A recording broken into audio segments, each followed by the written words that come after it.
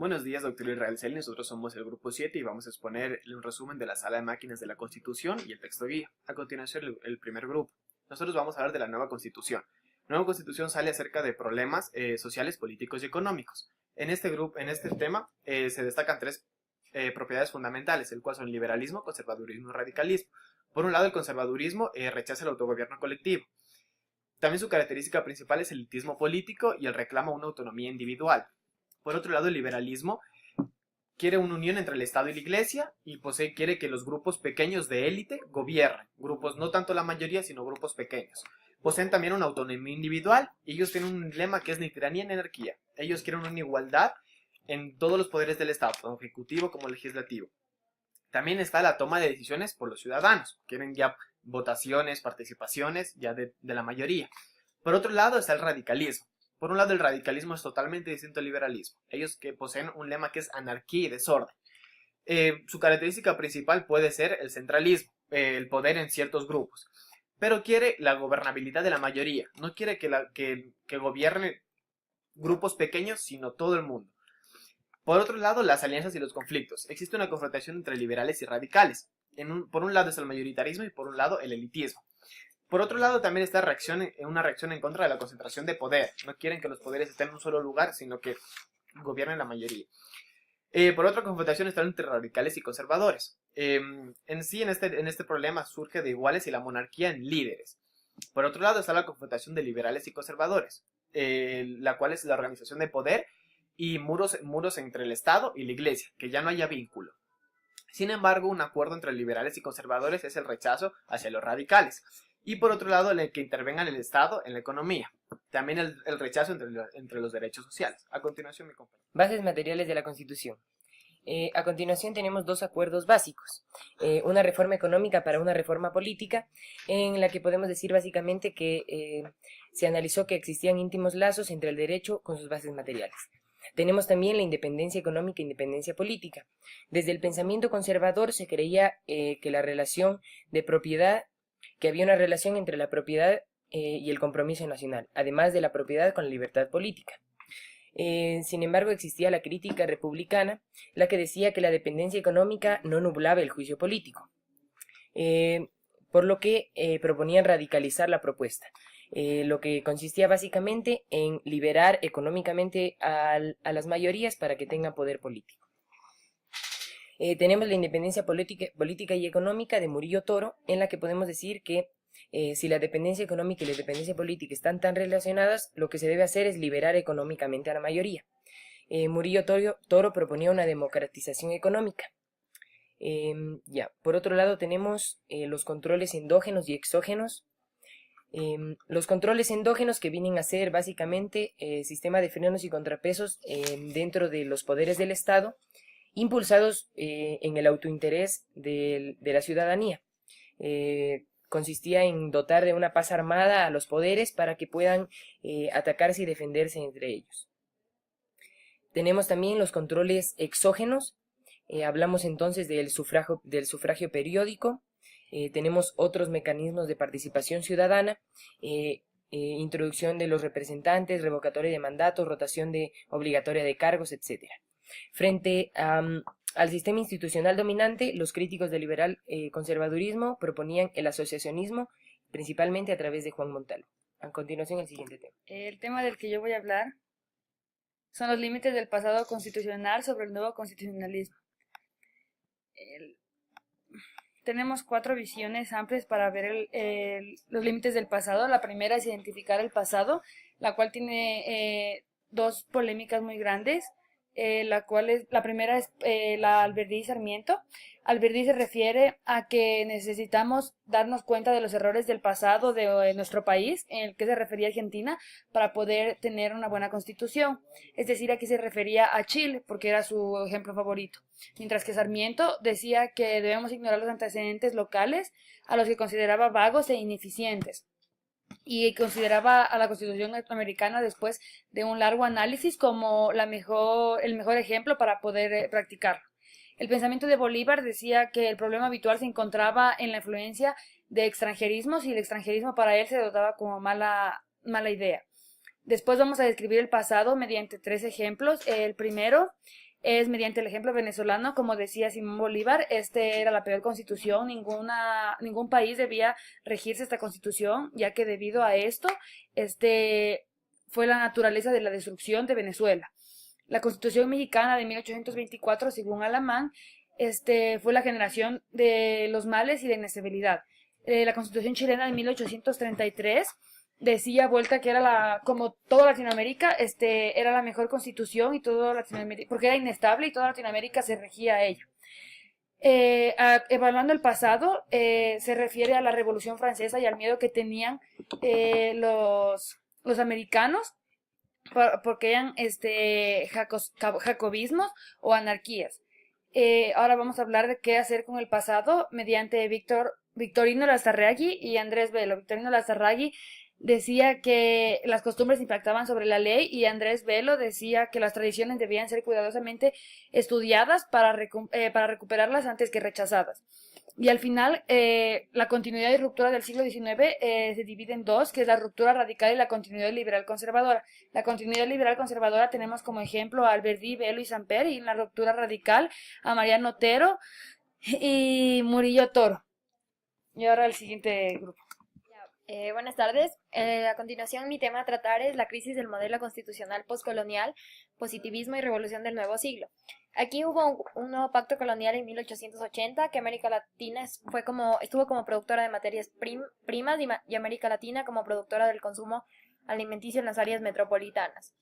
Tenemos dos regímenes súper importantes, que es el liberal y el conservadurismo. En el liberal hablamos sobre un progreso y en el conservadurismo sobre un orden. En estos regímenes proporcionan una salida tecnocrática donde una élite iluminada aseguraba la paz social y el liderar el camino hacia el progreso económico. Vamos a hablar de tres casos paradigmáticos, que es México, Venezuela y Brasil. En México, el jurista Justo Sierra y Emiliano Rabasa llegaban a la conclusión de que se debían eliminar las revoluciones de anarquía y reforzar el gobierno de tal modo que querían satisfacer las necesidades de la industria, y también Rabasa tenía un nuevo programa completo de cambios. En Venezuela hablamos del trabajo de Laureano, que hablaba sobre el cesarismo democrático. En Brasil hablábamos sobre la separación de la Iglesia y el Estado, y únicamente la Asamblea estaba destinada a votar por el impuesto y a fiscalizar los gastos. Tenemos tres vertientes muy importantes: la vertiente radicalizada, democrática y revolucionaria. La radicalizada nos habla de la Revolución Rusa de 1917, también de la llegada de inmigrantes y crecimiento de la clase trabajadora en Argentina, Chile y México, y de la reforma estudiantil en Córdoba. En la vertiente democrática tenemos Argentina y Uruguay. En Argentina hubo el sufragio universal y en Uruguay se favoreció a los sectores sociales en la Constitución de 1830. En la vertiente revolucionaria en México, que hubo un avance en cuestión de incorporación de cuestión social y las personas tienen derecho al trabajo digno y social y útil, y las propiedades y las aguas estaban en manos del Estado. Buenas tardes. El constitucionalismo a mediados del siglo XX y el retorno de la cohesión social. Pues surgen tres grandes preguntas: el constitucionalismo, la crisis económica mundial de 1929 y de 1930, y cómo surgir el nuevo constitucionalismo que fue tan exitoso en los años 80. Pues, ¿cómo se da el constitucionalismo? Las masas trabajadoras empiezan a integrarse en la política con el objetivo de incorporar derechos sociales.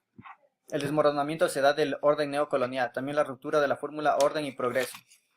Además, no se puede mantener ya el viejo modelo de la Alianza Liberal Conservadora, pues la base obrera se vuelve industrializada y cambia la vida de la organización pública. Además, el sufragio se vuelve extendido y la clase obrera se vuelve numerosa y cada vez más exigente, pues la clase media conquista el voto universal. La crisis económica mundial genera ciertos cambios que son difíciles de decir, pues los bienes, se cierra la posibilidad de la importación de los determinados productos, para lo cual el Estado asume cierto rol, que es intervencionista y controla la producción y la distribución económica. Pues para esto toma ciertas medidas, que son la fundación de bancos, la creación de juntas reguladoras y el control de los precios. Pues las dos guerras mundiales son de vital importancia, porque esto hace que en este régimen se vuelva un régimen industrializado. También, ¿cómo se va a crear el modelo de los años 80? Pues se tomó el mismo ejemplo de México de 1917, donde se tomaron en cuenta la alternativa de integrar las nuevas demandas sociales a la base tradicional del cuadro liberal conservador. Con esto coge con el fin de bajar la tensión de la nueva sociedad que se empezaba a hacer muy bulliciosa y muy numerosa. A continuación, el siguiente. Mi tema a tratar el día de hoy son los derechos sociales en constituciones hostiles. Dentro de los derechos sociales en constituciones hostiles vamos a ver la combinación de materiales diferentes que poco a poco se vinculan, donde cada parte debe ceder algo para formar una integración. Dentro de esto vamos a tener a la integración jurídica desigual. ¿Qué es la integración jurídica desigual? La integración desigual en sí sería ver que una constitución o una ley es más fuerte y va a sufrir el impacto que otra porque es más débil. Dentro de esto tenemos a la influencia interna, que es el cambio de constitución, la parte dogmática y la parte orgánica. La parte dogmática nos trata sobre la declaración de los derechos y la parte orgánica en la que se divide y organiza el poder. Aquí tenemos un ejemplo que es el choque de trenes que se dio en Colombia. Este llamado choque de trenes es una expresión para poder dar a conocer una inestabilidad dentro del país. Luego tenemos la influencia cruzada, que llegaría a ser el pacto de reformas tanto dogmáticas como orgánicas, los derechos sociales en la organización del poder y el impacto de nuevos derechos sobre los viejos. Las convergencias y tensiones son las que injertan las instituciones organizadas con cierta tradición en un cuerpo diferente. Aquí podríamos explicarlo con un ejemplo que son las constituciones en la religión. Existieron varias constituciones que se basaron en la religión y otras constituciones que no tenían a la religión dentro de sí. Dentro de la traducción constitucional tenemos una mezcla de esas constituciones, como se había explicado anteriormente. Tenemos también las cláusulas dominadas, que es la constitución en poesía, que es toda la ley escrita que no se pone en práctica en la vida real. Y debemos apostar en nuevos derechos. Dentro de estos nuevos derechos tenemos al constitucionalismo aspiracional, que sería una utopía aspirada, es decir, a lo que se quiere llegar mediante estas constituciones. Ya, yo voy a hablar sobre la interpretación y control constitucional. Este se entiende como una forma de interpretación jurídica y nos ayuda a entender el problema como la diferencia de derechos y otros saberes. Para un ejemplo más claro tenemos la Constitución, que si no se conoce nada sobre las políticas detrás de ellas y el lenguaje que se usa para expresarlas, solamente las veremos como un órgano que nos expresa lo bueno, lo malo y lo justo. Dentro de esto tenemos otros factores como los métodos de interpretación en la legislación, elementos gramaticales de interpretación jurídica, teorías filológicas de interpretación jurídica, entre otros. Tenemos otros términos, como por ejemplo los métodos de constitucionalismo, que tenemos difusos y concretos, reglas y principios. Ya dentro de nuestra Constitución tenemos derechos y garantías. Aquí tenemos el derecho al buen vivir, que trata sobre los derechos que tienen las dimensiones individuales y dimensiones colectivas. Derechos de participación, que permiten la participación política de los ecuatorianos y ecuatorianas. Derechos de libertad, que nos dice que son los clásicos de no intervención. También tenemos los derechos a la naturaleza, que nos habla sobre respetarla integralmente en cuanto a su existencia y mantenimiento. Tenemos el derecho de protección, que representa el conjunto de garantías en un amplio sentido. Dentro de nuestra Constitución también tenemos las garantías jurisdiccionales, que nos hablan sobre la acción de protección, acceso a la información pública, habeas data, habeas corpus, acción por incumplimiento y acción extraordinaria. Bueno, eso sería todo básicamente. Muchas gracias y esperemos que le haya gustado.